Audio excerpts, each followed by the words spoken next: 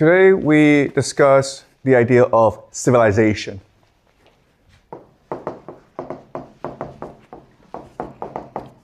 And first I want to present to you the general understanding of how we get civilization.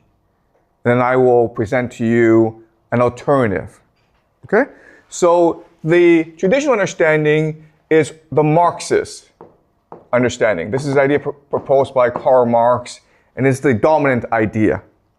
So in the beginning, we were hunter-gatherers. And it sucked to be a hunter-gatherer because you could not find food. And then we discovered agriculture, farming. And that allowed for surplus food. Surplus just means that you have more food than you can eat. And so now you have people who don't have to work, okay, an elite. And as such, they can engage in activities that improve the well-being of everyone and which create the basis for civilization. These things include religion, okay, which is just myths and stories, but also arts, dance, music, songs, paintings.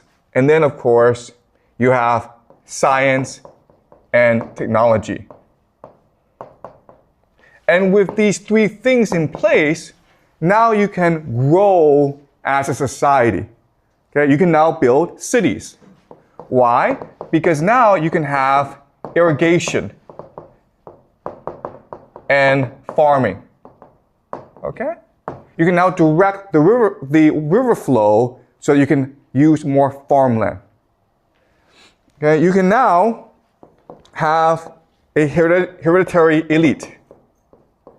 And so that these people can focus their entire time on innovation, on science, on progress.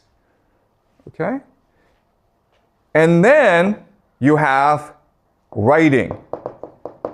Because only a hereditary elite has the time and the resources to learn how to write. Because remember, back then, writing is a very difficult activity. You have to spend your entire life learning it and practicing it. And then you have the idea of money and property. Okay? And together, these four things are what we refer to as civilization. Okay?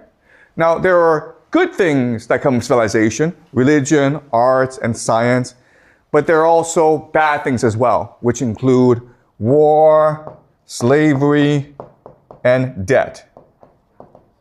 Okay? And that is the story of civilization that you are taught in school and that most mainstream academics understand.